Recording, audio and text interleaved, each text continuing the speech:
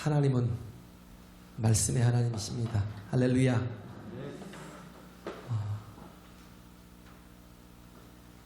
예수님이 이 땅에 오신 근본적인 이유와 목적은 우리를 구원코자 하심이죠. 요한이 요한복음을 기록한 목적을 요한복음 20장 31절에 기록하고 있잖아요.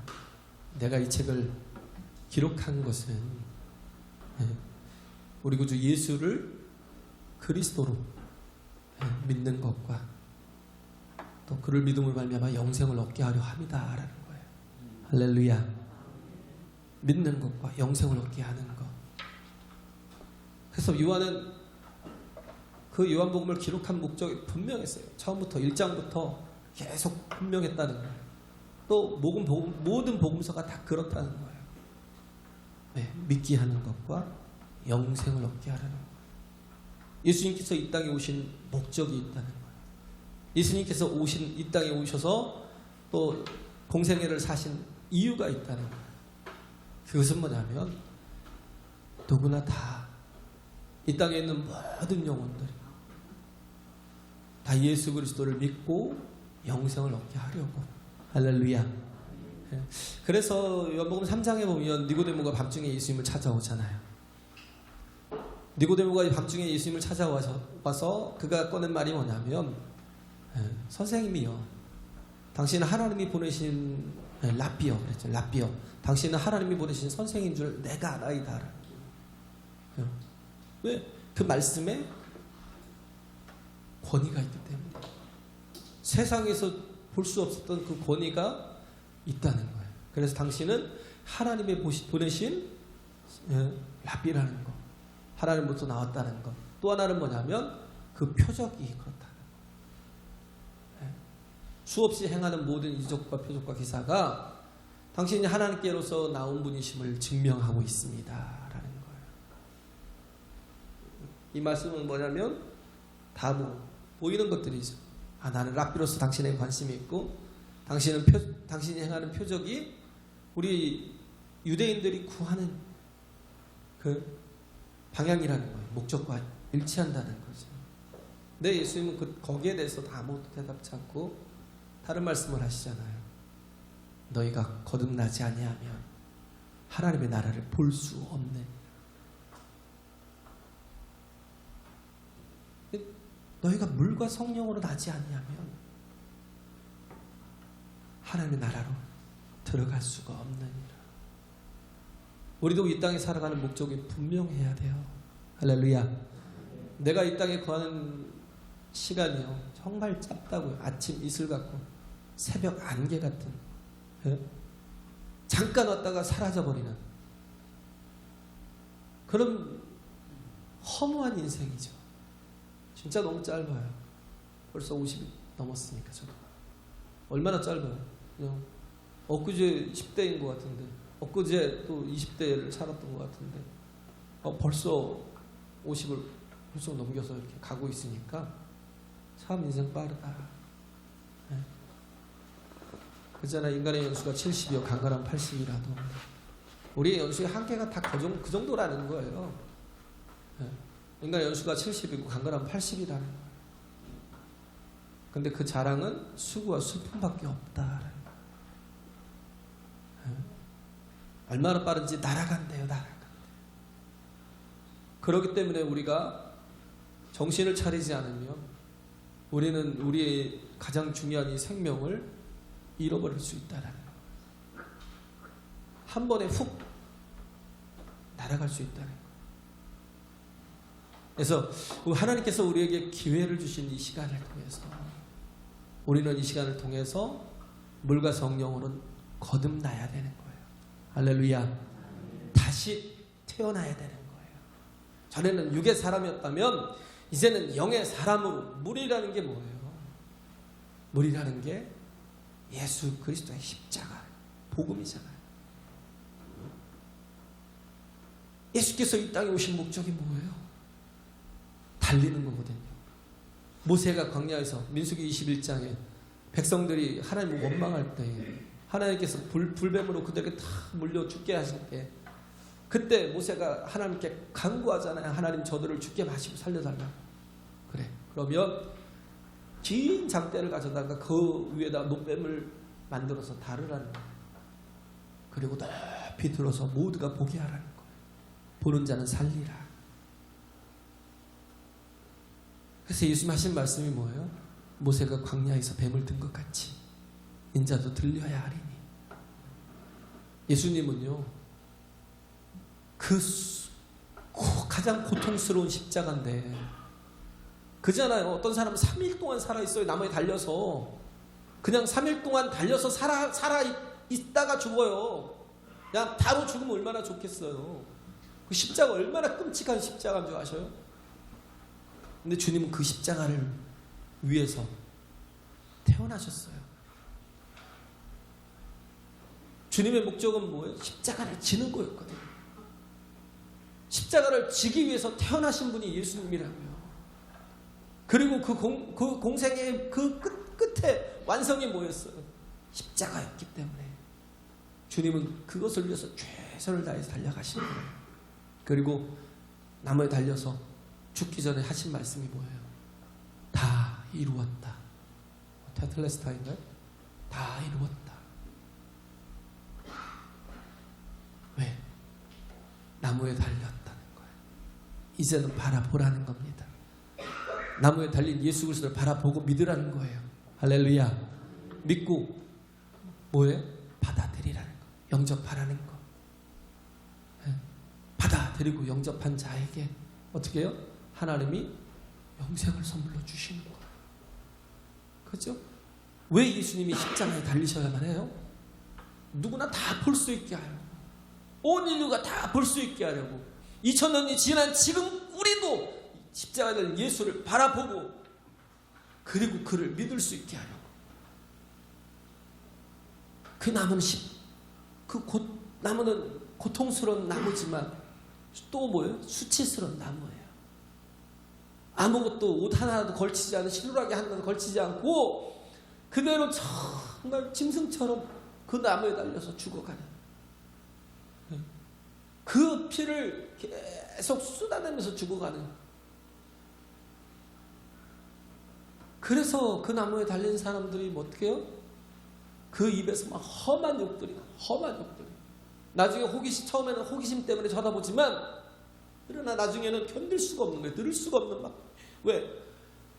이 사람들이 끔찍한 고통을 당하고 또 수치스러움을 당하고 있는데도 불구하고 아직 죽지 못하고 있으니까 계속 그 구경꾼들한테 악독을 쏟아내는 거예요. 그러니 듣지 못하는 거예요. 너무 끔찍해서 다 떠나가요. 그런데도 불구하고 예수님은 어떻게 하셨어요? 6시간 동안 나무에 달리시면서 그 자리에서 악이 터져 나와야 되는데, 그 자리에서 원망이 터져 나와야 되는데, 그 자리에서 막 저주를 퍼부어야 되는데, 그 자리에서 뭘 했어요? 용서하는 기도를 하시고, 아버지요, 저들을 용서하여 주소서. 저들은 자신들이 무슨 일을 하는지 알지 못할 뿐입니다. 저들을 용서해 달라고.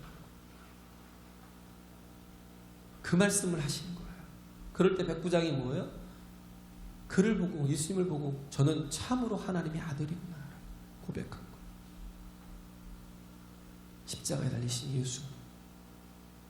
그래서 2000년이 지난 지금도 우리는 예수를 바라봐야 돼요. 할렐루야. 그 십자가에 달린 예수, 나무에 달린 예수, 그를 바라보고 뭐예요? 영접해야죠. 하나님이 세상을 이처럼 사랑하사 독생자를 주셨으니 이는 저를 믿는 자마다 멸망치 않고 영생을 얻게 하려 하십니다. 주께서 이것 때문에 우리에게 오셨다라는 거예요. 그렇게 정말 믿는 자에게 어떻게 해요? 그 복음을, 이 물이라는 건 뭐예요? 예수 그리스도의 보혈이거든요. 예수 그리스도의 보혈이에요. 그게 침례고, 그잖아요. 내가 예수 그리스도와 함께 죽었다라는 고백이 있어야 되고, 그리고 뭐예요? 그와 함께 다시 나를 살리셨다라는 고백이. 그게 침례잖아요. 그게 그 복음이고, 그죠? 예수 그리스도의 공로고. 그래서 얘기했잖아요, 제가. 우리 모든 죄를 다 예수께 전가시키는 임퓨테이션 하는, 예? 전가시키는. 제가 알겠죠. 아이폰을 2개를 새 거와 옛날 걸 놓으면요 어떻게 해요? 싹 옮겨서 가거든요. 그죠? 가만히 놓으면요 동기화를 시키면 옮겨서 가요. 예? 싱크로나이징을 하면 옮겨간다는 거예요. 동기화를 시키면 싹 옮겨가요. 우리 모든 죄가 제사를 통해서 어린 양이신 예수께 다 옮겨지는 거예요. 할렐루야.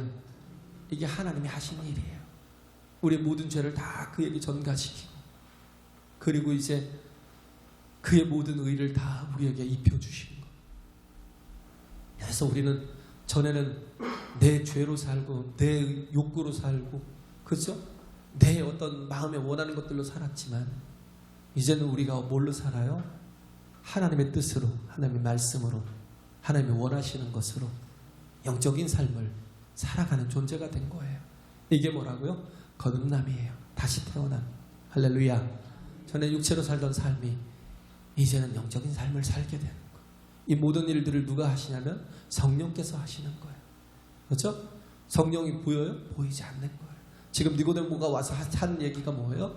예? 당신은 랍비라고, 당신의 표적이 그걸 증명한다고 얘기하고 있지만 다 보이는 것들이잖아요. 사람들은요, 마귀는요, 이 영적인 것은 보이지 않아요. 그죠? 영적인 것들은 보이지 않아요. 하나님의 은혜가 보여요? 하나님의 구원이 보여요? 성령의 역사하심이 보여요? 네? 거듭난다라는 자체가 보이냐고요? 보이지 않아요. 네? 그렇지만 뭐예요? 알잖아요. 느껴지잖아요. 누가 나를 사랑하면 그 사랑이라는 것 자체가 보이지 않지만, 그런데 뭐예요? 다 경험되고 느껴지잖아요. 성령의 역사도 마찬가지예요. 성령이 우리 안에 거하시면, 네? 그잖아요. 성령이, 우리가 기도해야 될 게 뭐냐면 하나님 앞에 구하고 찾고 두드리라는 거예요. 그러면 너에게 성령을 선물로 주시리라. 할렐루야. 네? 정말 그래서 예수 그리스도를 통하여 이제는 내가 영적인 삶을 살아야 되겠습니다. 내가 거듭나야 되겠습니다 하고 구하는 자에게 성령을 선물로 주신대요. 구하고 찾고 두드리라는 거예요. 사모하는 자에게, 갈급한 자에게 성령으로 주신다는 거예요. 그럼 뭐예요? 그 갈급함이 다 채워진다는 거예요. 그 배에서 생수의 강이 흘러 넘쳐난다는 거예요. 할렐루야. 생수의 강이 흘러 넘쳐난다는 거예요. 이건 너에게 임하신 성령을 가리킴이라고 말씀하고 있잖아요. 요한복음 7장에 보면. 성령이 사모하는 자에게 임하십니다. 하나님은 반드시 임하십니다. 할렐루야. 다 사모하는데 어떤 사람에게 임하고 어떤 사람에게 임하지 않고 그러지 않아요. 하나님은요, 우리가 다, 누구나 다 구원을 이르기를 기뻐하셔요. 나는요 죄가 많아서 나 같은 자가 구원받을 수 있겠어요? 나 같은 자가 천국 가면 그게 천국이에요? 지옥이지? 아니요. 하나님이 어떠한 영혼이라도 그리스도 예수 안에서 용서하지 못할 영혼이 없어요. 할렐루야. 내가 스스로 나를 너무 저주하고 나를 너무 거기에 가둬버리고 미워하지 마세요. 그리스도의 보혈의 피로 용서받지 못할 영혼은 이 땅에 아무도 없다라는 걸 꼭 기억하시고, 다만 우리가 정말 구해야 될 게 거듭나기 위해서 물과 성령으로, 그렇죠? 예수 그리스도와 온전히 동기화되는, 정말 예수 그리스도께 정말 내 죄가 전가되고 그 의가 내게 전가되어 이제는 뭐예요? 성령을 통해서 이제 영적인 삶을 살 수 있도록, 변화된 거듭난 삶을 살 수 있도록 나를 이끌어 달라. 그래서 이제는 정말 온전히 빛 가운데 설 수 있도록. 어둠 가운데 계속 있는 건 뭐예요? 내가 더 허물이 많기 때문에, 또 뭐예요? 그 죄를 아직도 사랑하기 때문에 빛 가운데로 가지 못하고 예수께로 가지 못하고 말씀대로 살지 못하고 여전히 계속 어둠 가운데 머물러 있는 거예요. 거기서 조금 더 변화되지 못하고 있는 거예요. 앞으로 나가야 되는데 나가지 못하고, 방향이 올바로 돼야 되는데 방향이 올바로 되지 못하고, 말씀이 그 속에 없기 때문에. 하나님의 말씀이 요한에게 임했어요. 하나님의 말씀이 요한에게 임하니까 요한이 어디로 갔어요? 광야로 갔어요. 아니 하필 예수님보다 6개월 먼저 태어났잖아요. 그러면 30세에 해야 될 게 뭐예요? 제사장의 역할을 해야 하잖아요. 에스겔이 30세에 그 강가에서 그발 강가에서인가요? 거기서 막 탄식했잖아요. 그때 하나님이 임하셨죠. 말씀이 임하셨어요. 그래서 에스겔이 정말 하나님 앞에 크게 쓰임 받을 수 있었던 것처럼 그 에스겔이 했던 예언들이 그 환상들이 뭐예요? 마른 뼈들이 말씀이 들어가고 성령의 그 생기가 공급되니까 사람이 되더라. 할렐루야. 우리는 아직 온전하지 못한 사람도 있어요. 왜? 내가 사람 같죠? 진짜 진정한 사람은 뭐냐면 생기가 들어가 생명이 되는 것. 할렐루야. 성령이 함께 하실 때 하나님의 온전한 형상의 사람으로 되는 거예요. 아니, 그와 같은 걸 사모해야죠. 그와 같이 정말 변화되기를 사모해야죠. 또 하나가 에스겔이 환상 속에 본 게 뭐냐면 47장에 보면 하나님의 은혜의 보좌로부터 은혜의 강물이 흘러내리는 거. 그죠? 우리가 정말 그렇게 될 때에 뭐예요? 동력이 생겨요. 생명이 있어요. 그래서 모든 사람이 흘러가서 발목을 채우고 무릎을 채우고 허리를 채우고 어깨까지 막 물이 차고 또 차고 넘쳐서 어떻게 해요? 가는 곳마다 막 강을 이루고 그래서 어떻게 해요? 그 주변마다 막 살아나는 역사, 생명의 역사들이 일어나는 거. 할렐루야. 이렇게 예수께서 우리에게 주신 가장 좋은 선물이 뭐예요? 은혜라는 거. 성령이 함께 하시는 사람에게 임재하시는 게 뭐냐면 은혜라는 거. 그래서 생명이 있는 삶을 살아가게 하시는 거. 우리는 수에 많고 적음이 문제가 아니에요. 수가 많으면 이겨요? 뭔가 막 크면 이겨요? 아니요. 생명이 있어야 돼요. 그 속에. 적은 수가요. 얼마든지 많은 수를 다 이길 수 있다. 삼손 한 사람이 어떻게 했어요? 하나님의 영이 함께 하시는 삼손 하나가 턱뼈를 가지고 1000명을 갖다 두드려 주겠던가요? 낙이 턱뼈인가요? 턱뼈를 가지고 1000명을 다 죽이는 거예요. 우린 기이한 일이죠. 그죠? 근데 지금도 능히 가능한 일이에요. 제가 군대 있을 때 얘기했잖아요. 수색대가 일개 대대를 전멸을 시켜버렸어요. 폭파 딱지 붙이고 왔는데 그 진짜 막 폭탄을 던졌으면 다 죽었잖아요. 폭파하고 가는데도 불구하고 다들 보초병들까지 다 주무시느라고 전멸을 하겠어요. 전멸을. 야, 보이지 않는. 그죠? 여호수아 8장에 나오잖아요. 아이성을 칠 때 하나님께서 뭘 제일 처음에 말씀하신 매복을 시켜라. 매복하고 있는 그 적은 수가요. 보이지 않는 그 적은 수가 어마어마한 능력을 발휘하잖아요. 그죠? 작은 그 10명이 1000명도 능히 이기겠더라고요. 제가 수색 때 보니까 야, 쟤네들 보니까 1000명도 이기겠다 생각이 들어요. 기드온의 300용사, 미디안의 13만 5천이 쳐들어왔을 때 하나님께서 3만 2천을 모았는데도 불구하고 아니야 다 버려 믿음 없는 애들 다 보내 해서 남은 게 300명이잖아요. 하나님께서는 그 300명 가지고 13만 5천을 쳐서 이겨요. 할렐루야. 중요한 건 생명이 있어야 된다니까. 생명이 있으면 어떻게 해요?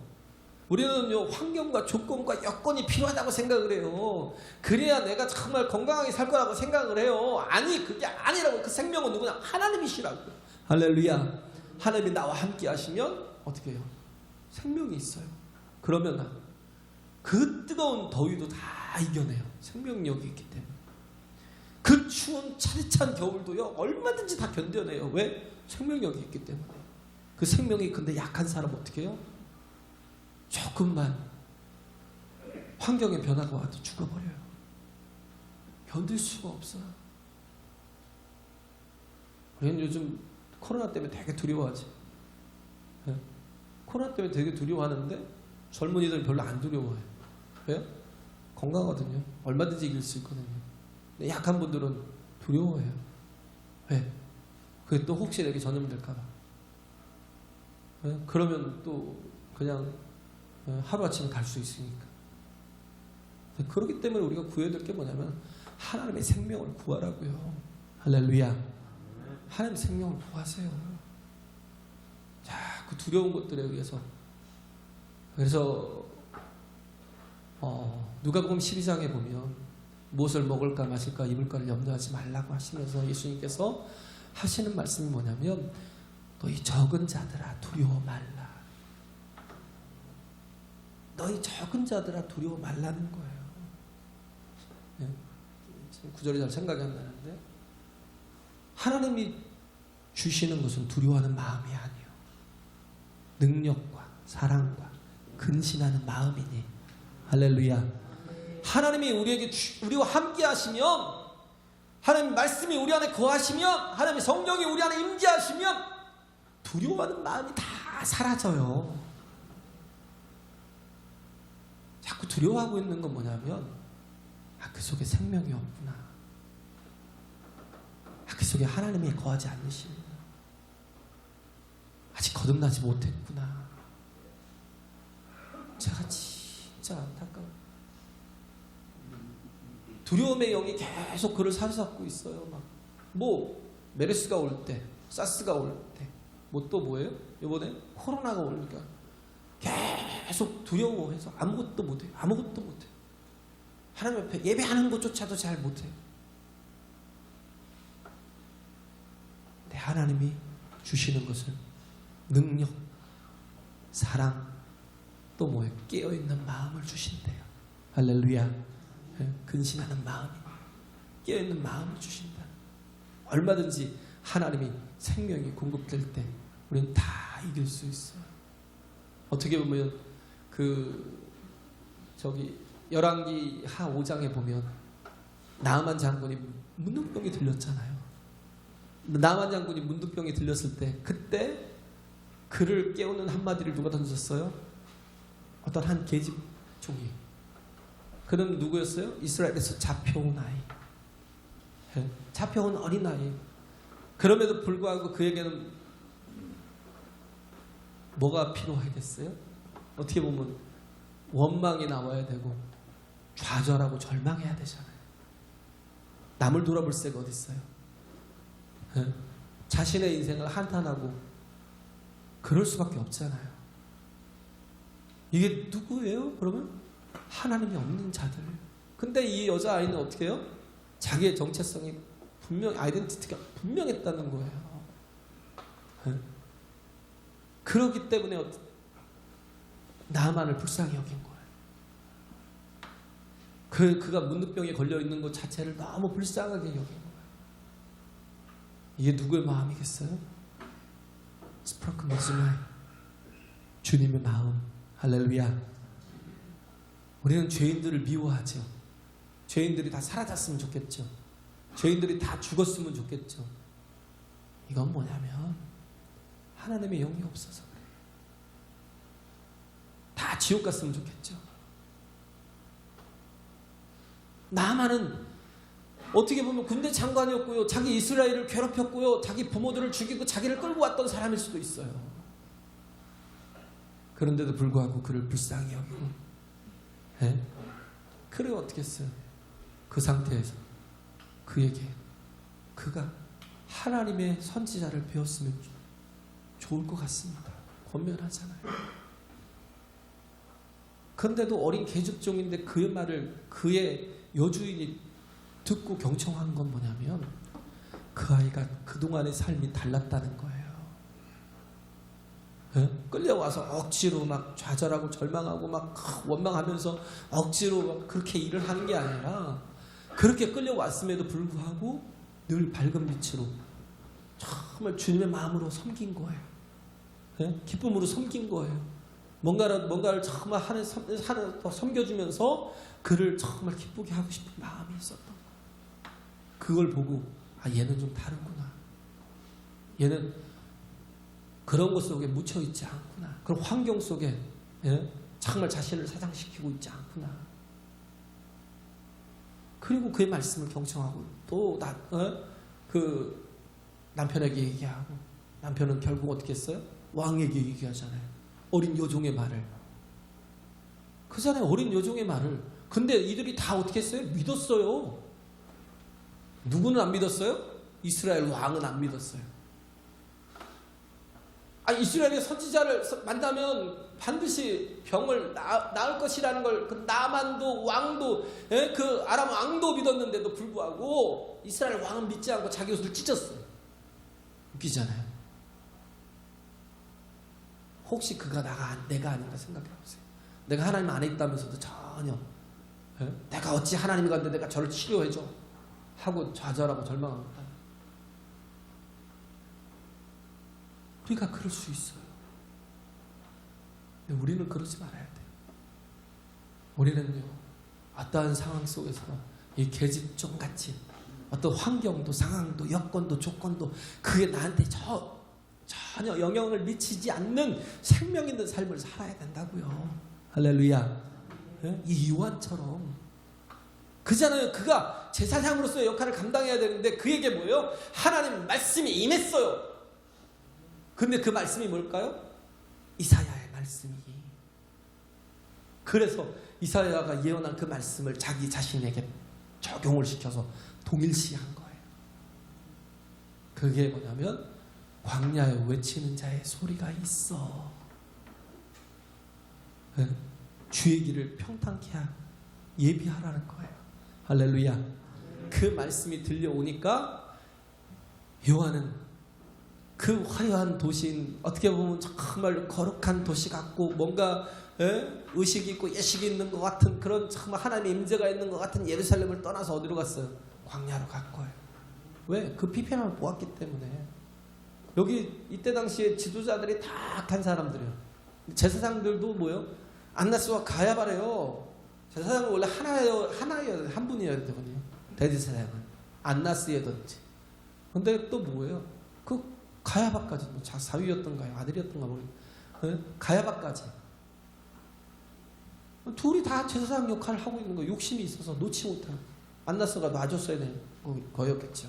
그죠? 근데도 불구하고 놓지 않은 거예요. 그러니까 둘이 계속 그렇게 잡고 있는 악한 제사장들이었다는 거예요. 그런 때에 요한은 어디로 갔어요? 광야로 나갔어요. 왜? 예수께서 오실 길을 예비하려고. 할렐루야. 예수님이 어떤 분이에요? 하나님의 아들이시라는. 문제가 그거예요. 어떻게 보면 그들과 똑같은 성정을 가진 인간이고 인간으로 오셨고, 그리고 또 뭐예요? 아주 비천한 갈릴리 사람이잖아요.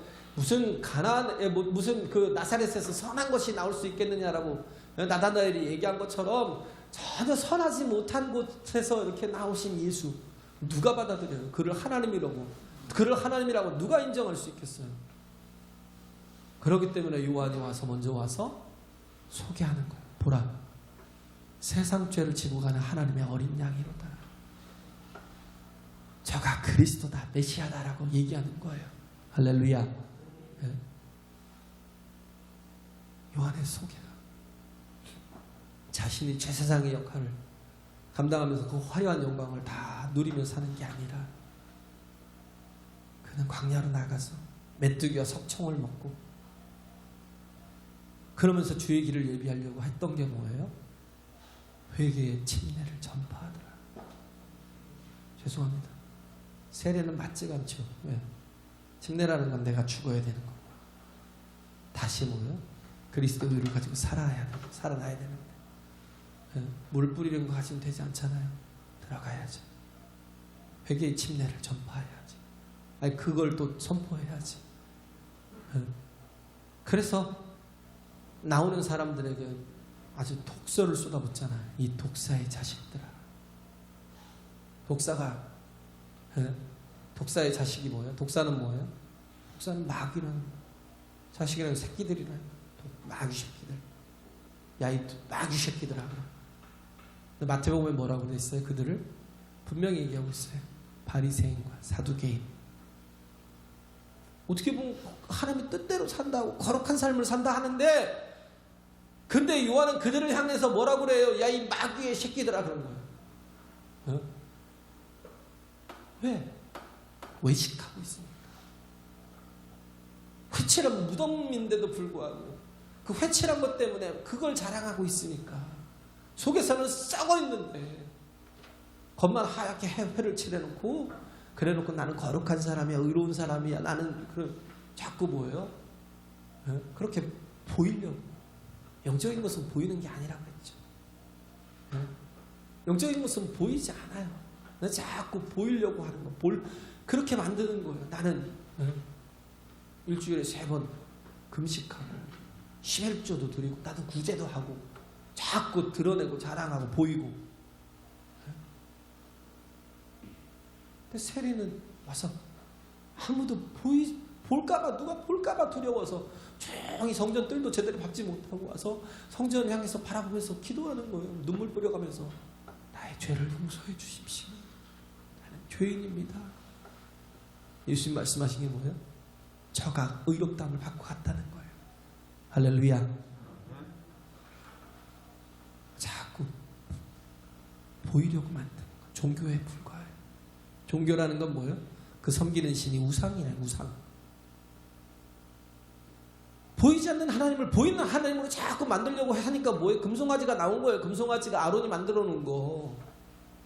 그게 뭐예요? 우상이에요. 하나님이 아닌 게 아니라 하나님인데 뭘 만드는 거예요? 우상으로. 그게 왜 그렇게 됐어요? 자신의 욕심의 투영이 우상으로 된 거예요. 하나님이 아니라 우리도 자꾸 하나님을 섬기는 것 같고, 바리새인들, 사두개인들처럼 정말 누구보다도 잘 사는 것 같은데, 근데도 불구하고 하나님을 별로 기뻐하지 않아요. 내 의를 기뻐하고.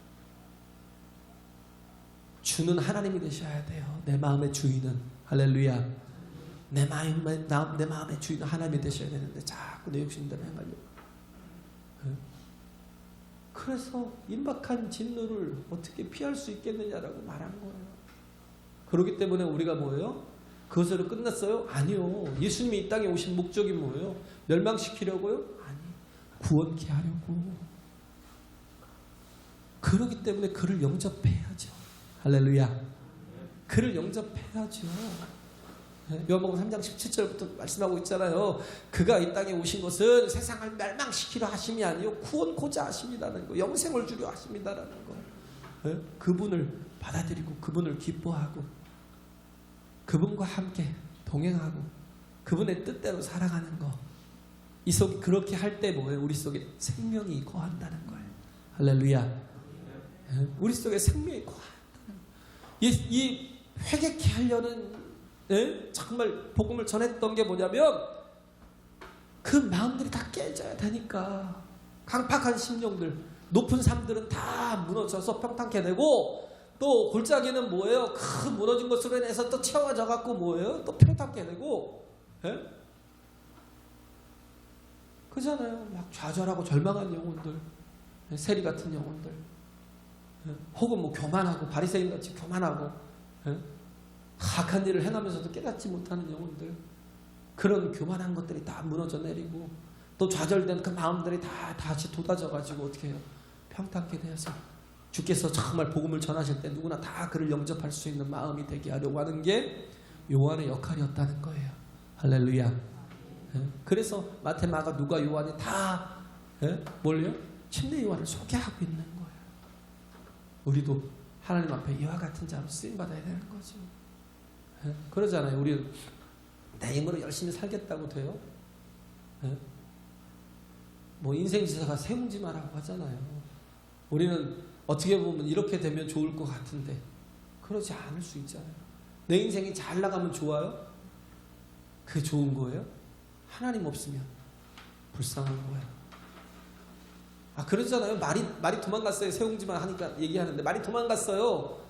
말이 그 우리에서 벗어나 어느새 나가버린 거예요. 그러니까 아이고 큰일 났습니다. 참 안타깝습니다. 그러니까 아니야, 그러지 않아. 그 노인이 그런 거예요. 변방에 있던 노인이 괜찮아. 그러니 나중에 보니까 그 말이 또 야생말들과 또 어울려서 놀다가 또 여러 말들을 데리고 들어온 거예요. 그러니까 아이고 축하합니다. 그러니까 그게 좋은 건 아닐 수도 있어. 좀 있다가 보니까 자신의 아들이 그 야생말을 길들이려고 올라탔다가요. 다리가 똑 부러졌어요.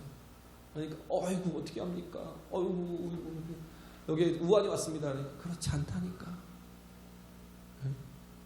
그러고 나서 바로 전쟁이 터져가지고 젊은이들이 다 끌려가는데 아들은 다리가 부러져서 못 가는 거예요. 그건 뭐예요?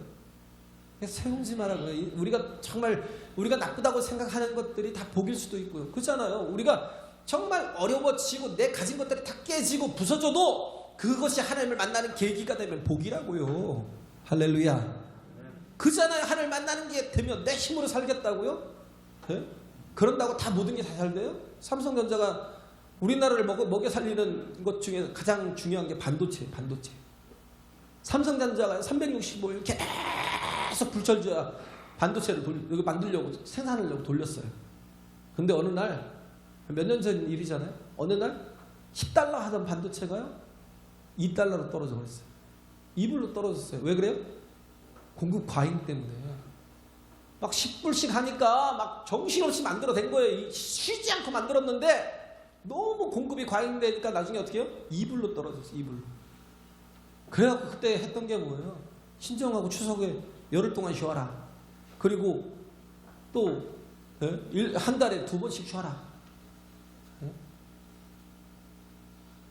참 차라리 하나님 앞에 늘 주의를 지키며 예배하게 했으면 얼마나 좋았을까. 하나님을 알았으면. 그러면 그 10불이 계속 10불로 계속 갈 수 있었을 텐데. 인간이 어리석다니까요. 인간이 어리석어요. 내가 정말 주의를 지키지 않고 내가 정말 돈을 버는 일에 내 인생을 다 투자하면 뭔가 달라지고 변화되고 새롭게 될 거야. 그럴 수도 있죠. 근데 그러고 인생이 망하면 뭐 하겠냐고. 그리고 그런 인생이 정말 무슨 복이 있겠냐고. 요한이 왜 회개의 침례를 전파했어요? 생명이신 예수 그리스도를 영접하는 게 우리 인생의 가장 중요한 일이기 때문에 믿고 영생을 얻게 하려는 그 목적이 있기 때문에 할렐루야. 예수님을 영접하는 것보다 더 중요한 건 없다는, 더 좋은 복은 없다는 것 꼭 기억하시고 정말 주님 안에서 하나님의 말씀이 임하여서 제사장이 아닌 광야에서 그렇게 광야에 외치는 자의 소리라는 건 뭐예요? 형체가 없는 거잖아요. 소리. 그렇게 살지라도 그걸 택했던 요한처럼 우리가 늘 말씀이 우리에게 있어서 그 말씀이 기준이 돼서 우리 세상 기준으로 살지 않고 하나님 복으로 사는 저와 여러분 되시길 간절히 바랍니다.